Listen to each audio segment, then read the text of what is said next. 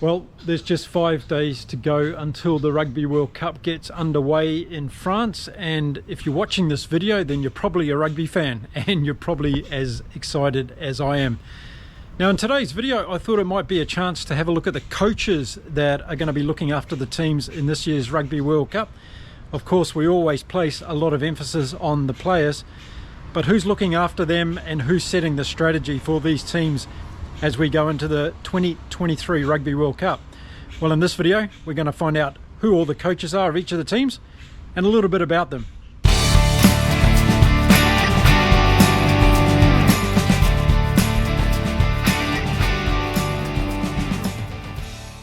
G'day everyone, my name is Mark. I'm a Kiwi rugby fan that's living here in beautiful Cancun in Mexico.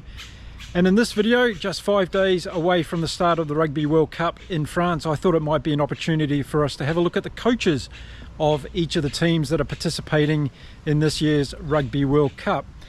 A lot of emphasis, of course, goes on the players in this tournament, but there's men behind the scene and ladies who are taking charge of these teams, and the coaching staff these days are quite large in the Rugby World Cup teams. So let's go through each of the teams. I'll introduce you to the coaches. Maybe you know them all, maybe you don't. And we'll see what their backgrounds are and what they're bringing into this Rugby World Cup. Now let's start off with the Georgian coach, and his name is Levin Maishvili. And he's a lucky man to be alive. He got COVID very badly a couple of years ago, and he was only given a 1% chance of living. He was hospitalized and was really fighting for his life. Thankfully, he's with us today. He's very fit and healthy again, and he's going to lead Georgia into this year's Rugby World Cup. Now, Georgia is a team that a lot of people think might spring a couple of surprises, so it's going to be really interesting to see how they go under the coaching staff of Levin and his team. Next up is Uruguay, and their coach is Esteban Meneses, and he's an interesting guy. He's an ex-Argentinian player, and he moved to Uruguay to take up the coaching role of the national team. And since he's been in charge, he's been making a little bit of a name for himself because he's trying to get World Rugby to be more accommodating with helping Uruguay to build this team. So the Uruguayan team is made up of all homegrown players playing in Uruguay, and that's been one of the challenges for Esteban as he's grown this team. So he'll be looking to try and make a statement at this year's Rugby World Cup, so he gets more notification on how Uruguay is going, and maybe changing some of the rules around selection policies for players in Uruguay. So next up is Romania, and Eugene Abjoc is their coach, their head coach, and he used to be their fly half for Romania a number of years ago. And he's got an interesting support crew around him, and one of those people is Vern Cotter, and many of you remember Vern as being the coach of Scotland some time ago, and Vern was also associated with Fiji until the changes were made there as well, which I think was a little bit unfortunate, but we'll talk about Fiji of course in this video. So Eugene, and with Vern acting as a consultant in this year's Rugby World Cup, are going to be taking Romania in and seeing what they can do. Then we have Japan, and Jamie Joseph, the New Zealander, has been in charge of Japan, and I must say his stocks are falling a little bit, and he's going to be leaving the Japan Rugby Union position at the end of the Rugby World Cup, and he's heading back to New Zealand where he's going to be coaching the Highlanders. So I'm not too sure whether the Highlanders fans will be too happy about getting Jamie Joseph as their head coach. Japan hasn't been playing all that well. Of course, under Eddie Jones, they had that resurgence and they were very exciting to watch at previous Rugby World Cups. But Jamie Joseph just doesn't seem to have the players performing in this Japanese team, but we'll never write them off, and we'll see what they can do at this year's Rugby World Cup. They were soundly beaten by Fiji in the Pacific Nations Cup this year, and that tends to be a good marker on where these Asian-based teams are in the pecking order at the moment. So Jamie Joseph, head coach of Japan at this year's Rugby World Cup. Now moving on to Italy, and it's an ex-All Black player, Kieran Crowley, who's in charge and head coach in Italy these days. And Crowley is from Taranaki, and that's where I was born in New Zealand. He was of course a fullback for the All Blacks back in the day, and he's been looking after Italy now for a couple of years and seems to be doing a very good job. But ironically, he's going to be leaving the Italian team after this year's Rugby World Cup. He's been fired, and coming in after him is going to be Gonzalo Quesada, and Quesada is going to be taking over from Crowley at the end of this year's Rugby World Cup. Now, Crowley seems to have this Italian team playing very well. He's brought an expansive game and they're playing at pace, and he's tried to improve their ball handling skills, and it seems to have had a very good impact on the Italian team. I think they're going to go quite well in Pool A this year. Not too sure whether they're up to beating France or the All Blacks, but who knows? There could be one of those major upsets coming in the Rugby World Cup, and if Kieran Crowley was able to pull that off, I'm sure the Italian Rugby Union might be overturning their decision. But Kieran Crowley from New Zealand is going to be the head coach of Italy at this year's Rugby World Cup. Now, some of the teams playing in this year's Rugby World Cup have got fantastic backstories on just how they made it to this France competition this year, and Chile is one of those teams, and their head coach is Pablo Lemoyne. He's from Uruguay originally, but he went to live in Chile and took up the job as the head coach of the Chilean rugby team.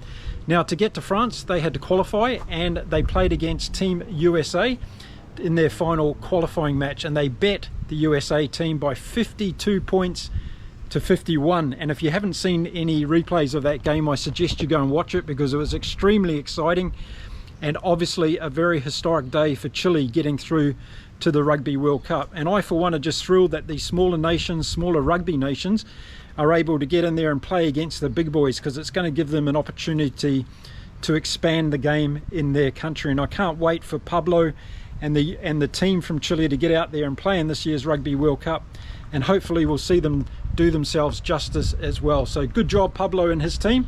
Looking forward to seeing you playing in the Rugby World Cup this year, and we'll see how they go against the big boys.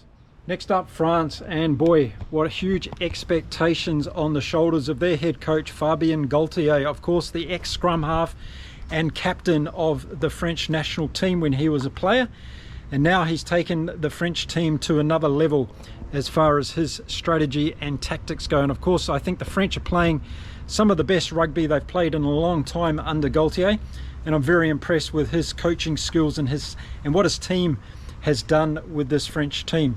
So there's going to be a lot of pressure on France, of course, in this year's Rugby World Cup to try and lift that trophy at home. But under Galtier, I think they've got a very sound technical coach who knows the game very well from a game management point of view. And if anybody's going to be able to do it, I think it's going to be Fabien Galtier and his team. So let's see what France can do. Of course, they've got that mighty first game against the All Blacks on Friday, just 5 days away now until we see the Rugby World Cup kick off. And boy, what a game we have. And I guess that game's going to first of all show us whether or not France is going to be able to handle the pressure of this year's Rugby World Cup being at home in their nation. So Fabien Galtier, the head coach of France this year at the Rugby World Cup. Then we go to Argentina, and of course it's Australian Michael Cheika who's currently the head coach at Argentina. And I don't know whether you know this, but he did something historic once. He was in the same weekend, he coached the Lebanon Rugby League team in a competition, and he also coached the Argentinian rugby team the same weekend, and both teams won. So I don't know if anyone's ever done that before, but Michael Cheika has. So he's taking this Argentinian team into this year's Rugby World Cup with a lot of expectations. Of course, that huge game against England that we all can't wait to see next weekend, and I think that's going to give us a really good indication on whether Cheika has got these boys absolutely firing for the Rugby World Cup. He's got a lot of friends amongst the coaching crew, has Michael Cheika. He's a good down-to-earth guy, bit of a funny man as well. And if Argentina are doing well at this year's Rugby World Cup, we might see a little bit of that humour coming out from Michael Cheika. So no doubt about it, Argentinian rugby has improved since Cheika's been in charge.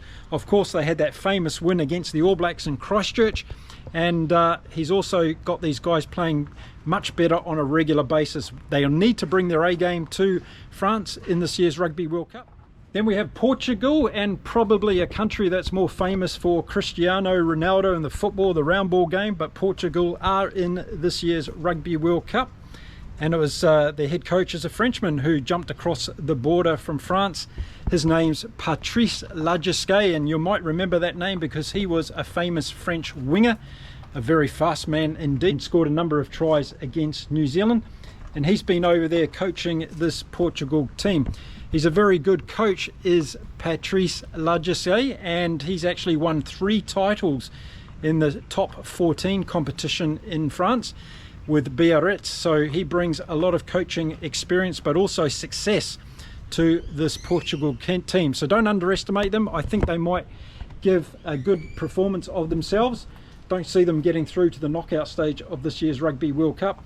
But again, it's great to have a team like Portugal in this year's Rugby World Cup so we can keep growing the game around the world. And just by being there and having the opportunity to play against these top teams, it's going to give their players a lot of opportunity and also a lot of motivation to keep their rugby careers going. So Patrice Lagisquet is the coach of Portugal this year at this year's Rugby World Cup. Okay, next up we've got Namibia. There we go. Some people were giving me a hard time about the way I pronounced that last time, and fair enough too. So Namibia have got Alistair Coetzee as their coach, and Alistair of course used to coach the Springboks. He got kicked out of that job because they lost 2 games, and he headed over to Namibia to take on the head coaching position there. So it's going to be interesting to see what he can do there and whether or not Namibia can live up to some expectations. They used to have cricket scores scored against them in Rugby World Cups in days gone past, and I see a lot of people from Namibia on my comments channel hoping for a miracle in this year's Rugby World Cup. So we'll see what Alistair can do with the team from Namibia, and let's wish them all the very best, because we don't want to see teams getting beaten by 80 and 90 points. But again, it's great that they're in the World Cup. It's going to give them an opportunity to continue growing the game, attracting new staff as well around coaching to make sure that the grassroots of the game is growing in that country as well. Next up is Samoa, and Manu Samoa's head coach is Silila Mapusa. And Mapusa used to play for London Irish back in the day, I think 2009, somewhere around there. But a couple of championships they won around that time as well. He was a bit of a cult hero, was Silila in London Irish team. He comes in with this Mana Samoa team playing relatively well in the Nations Cup, Pacific Nations Cup. I saw them play a few games there.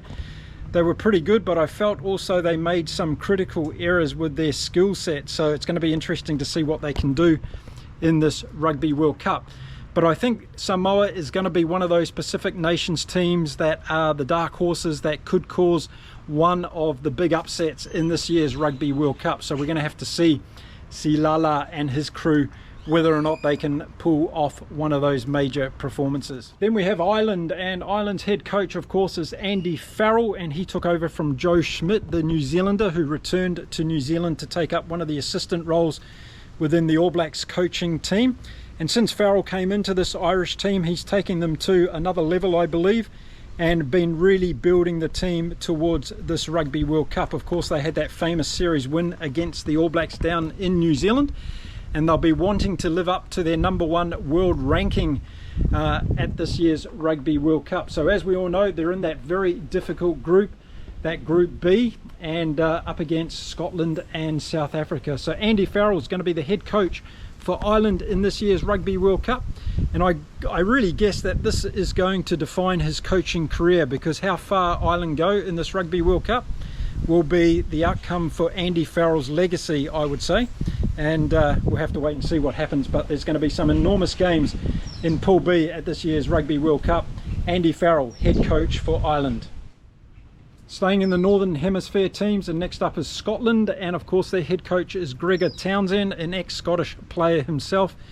And really Townsend's taken the Scottish team to a new level of playing, and they used to be, I guess, one of the Northern Hemisphere minor teams when it came to results, but in the last 3 or 4 years Scotland's been playing some fantastic rugby, and as we saw against France when they had a real opportunity in that warm-up game, they nearly handed France a loss at home. So it's going to be really interesting. Again, this Pool B with Ireland and South Africa, it's going to be a hotly contested pool. Let's see what Gregor Townsend and his team can go and do. I've been really impressed with Townsend, particularly around strategy. He put aside, of course, his personal things with Finn Russell, got Finn Russell into that number 10 jersey again, and Scotland's been playing really good rugby. So I hope for Townsend's sake and the team that they're able to deliver at this year's Rugby World Cup. So Gregor Townsend, head coach for Scotland at this year's 2023 Rugby World Cup. Back to the Pacific Nations team again, and this time it's Tonga, and Totai Kefu is their head coach at this year's Rugby World Cup. Kefu used to be number 8 for the Australian Wallabies, and in fact he's lucky to be alive. He got his home broken into earlier in the year, and the people that actually broke in were up on murder charges, so very lucky to be alive as Kefu. And it's going to be great that he's going to be at this year's Rugby World Cup. Now, he's made no secret of the fact that Tonga are going to be really focusing all of their efforts on that island game. So they put out the warning there to the Irish fans that they're going to bring everything they can to that game. And as I've mentioned in previous videos, it's going to be really interesting to see whether one or a couple of these Pacific Island nation teams are going to cause some of the big upsets at this year's Rugby World Cup. Let me know what you think in the comments. And is Tonga one of those teams that you think could have a huge impact on this year's Rugby World Cup by causing one of those big upsets? So Totai Kefu is the coach of the Tongan team heading into this year's Rugby World Cup in France. Staying with the Pacific Nations team, and next up is Fiji, and their head coach is Simon Raiwalu. And Simon used to be a player, of course, for Fiji. He's now their head coach, and boy, he got this Fijian team playing very well. They recently won the Pacific Nations Cup, beating Japan, Samoa and Tonga, and of course they had that famous historic win now against England at Twickenham only a couple of weeks ago. So Fiji are going to be going into this Rugby World Cup under the tutelage of Simon Raiwalu, and they're going to be very pumped up to try and make a huge statement in Pool C at this year's Rugby World Cup. So let's see what Fiji can do. Let me know in the comments if you think Fiji is going to be one of those nations that causes a big upset, or is it even going to be an upset with the way that they're playing at the moment after they played England. Back up to the Northern Hemisphere again, and this time Wales, and of course we know that Warren Gatland is back for his second tenure as the coach of Wales. Came in when the Welsh Rugby Union was in disarray. I'm not saying it's changed that much, but Gatland is starting to build this Wales team back towards success again. Of course, they had a win over England. They got thrashed by the Springboks, and it's going to be really interesting to see what strength team Gatland is going to be able to put out at this year's Rugby World Cup. Of course, he took over from Pivot, another New Zealander who was in charge of Wales at the time. But there's a lot of love in Wales for Warren Gatland, and there's a lot of belief in this team, a lot of young players coming in, and it's going to be interesting to see what they can do. So let me know in the comments if you think Wales, under the management of Warren Gatland, is going to be able to fight their way in that Group C this year at the Rugby. Then we've got the Springboks, and of course this year at the Rugby World Cup, Jacques Nienaber is going to be the head coach, but we've always got Rassie Erasmus there in the background, particularly when it comes to social media. He'll jump on any opportunity, but a very strong South African team going into this Rugby World Cup. Jacques Nienaber, I think, has got a good strategy. He's got a lot of depth in this team. The Springboks are going to be very dangerous, and it's going to be very exciting in that Pool B to see what happens with the Springboks playing those very strong teams in Scotland and in Ireland. So Jacques Nienaber had a very successful tenure, I think, in terms of the trajectory of this team. They've been building up and up through the Rugby Championship, then the warm-up games. They had that explosive win, of course, against Wales. They got even better, I thought, against the All Blacks. So they must have a lot of momentum in the squad, and they've got a lot of depth in the squad where there's players really playing for their position in these teams. So I don't expect to see a B team at all. I think the Springboks team throughout this competition is going to field a team that's capable of beating anyone. It's going to be a question mark of whether they turn up on the day with the right strategy to beat the competition that's in front of them. And I think that's the big thing that Jacques Nienaber and Rassie are going to have to focus on in this year's Rugby World Cup. So there we go, Jacques Nienaber, head coach for the Springboks, heading into the competition starting next weekend in France. Then we head back up to the Northern Hemisphere, and it's England. And of course we've got Steve Borthwick in charge of the English national team at the moment. He took over from Eddie Jones. A lot of people were happy about that, and maybe some of them are now regretting that Steve Borthwick came into this role. England haven't been playing good rugby across the field. The players have been accepting that, the coach has been accepting that, but they haven't turned it around yet.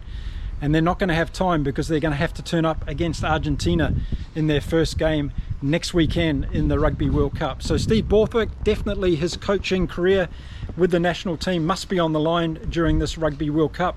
England are going to have to turn around their game plan. It appears to me, and there's been a lot in the press, that the English players are not happy with the strategy that Steve Borthwick has been asking them to play. So between their last game, where they got beaten by Fiji, heading into this year's Rugby World Cup, and that first game against Argentina in Marseille, what is going to be their strategy? It's going to be very interesting to see whether or not Steve Borthwick as head coach is going to be able to turn this one around for England. And next up we have Australia, and of course it's Eddie Jones as their head coach, the clown prince of the Australian team. And they'll be heading into their first game against Georgia next weekend. That's going to be a critical game for this Australian team, and I'm sure that Eddie Jones is going to be focusing these guys, these young guys that he's got in this group, to really do well and put a statement down against Georgia, because Georgia's not going to be any easy beat in this year's Rugby World Cup. And I think if Australia can start off with some good momentum, as Eddie keeps saying, it only takes one rugby game to turn the fortunes of a rugby team around. And Australia, of course, are 0 from 5 at the moment under Eddie Jones as his second tenure in charge of the Australian national team. So it's going to be really interesting, that first game for Australia against Georgia. And it's going to also determine, I think, a lot what happens in that pool that they're in this year's Rugby World Cup. So Eddie Jones, keep an eye on him throughout the Rugby World Cup. You're probably not going to be able to miss him. He's going to be everywhere as far as the press goes surrounding this Australian team, and we'll have to see how they go. A lot of people are picking for Australia to go deep into this year's tournament. Let's see what happens on the easier side of the draw in this year's rugby. And then next up is Ian Foster. Yes, Ian Foster is going to be ending his tenure with the All Blacks after this year's Rugby World Cup. And a lot of people are happy about that. Of course, Razor Scott Robertson is going to be coming in as the new coach of the All Blacks, and there's a lot of people excited about that. But we need to focus on the Rugby World Cup. Ian Foster is in charge. He's got a great team with Jason Ryan and Joe Schmidt also helping him, and we've seen a change in the All Blacks, both forwards and backs, since Jason Ryan and Joe Schmidt have come into those two roles. And a lot of people have been saying that that's what Ian Foster has been missing in previous seasons. Of course, the All Blacks are coming off that big loss against the Springboks, and it's going to be interesting to see what that did to them psychologically as they take on France in the opening game at the Stade de France on Friday night coming up this week. It's going to be a cliffhanger, I'm sure, and Ian Foster and the momentum for the All Blacks is going to be either started on Friday or they're going to take another hit, which could be a big problem for the All Blacks going forward. So there we go. There's a list of the coaches they're going to be looking after the teams in this year's Rugby World Cup. Often they don't get a lot of the limelight unless their teams lose, and of course it's not positive news at that stage. But there's going to be a lot of pressure on these guys, as there are on the rest of their coaching team, and also physios and all the backroom stuff. It's a team effort to get any team to the later stages of a Rugby World Cup, but the accountability, of course, sits with the head coach. So let me know if you've got any history with any of these coaches, if you know them at all in any capacity. Who are your favourites? What about the lesser teams? Do you think they're going to do some damage under the coaching staff that they've got in there? A lot of them are ex-players themselves. Do ex-players make good coaches? That's another conversation we could have at a later date as well. So I hope you liked this video. If you did, give it a thumbs up, share it with your mates, and tell them that there's a Kiwi guy who's living in Cancun, Mexico, making videos about rugby, and we're just about to head into the Rugby World Cup. I'm going to be here for all the games throughout the Rugby World Cup, so if you want previews and analysis and reviews of the game, I'm the guy. So hit the subscribe button, and don't forget to give the videos a thumb up as we go forward as well. Thank you very much for watching my videos. Thank you very much for commenting, and don't forget to check out the community page right here on my YouTube channel as well. I'm going to be putting up some polls for you soon, so you can participate in the opening weekend games of this year's Rugby World Cup, and tell me who you think is going to win, and don't forget to drop a score prediction there as well. Okay, that's it for this video. Until next time, stay safe, stay well everybody, and keep enjoying your rugby. Bye for now.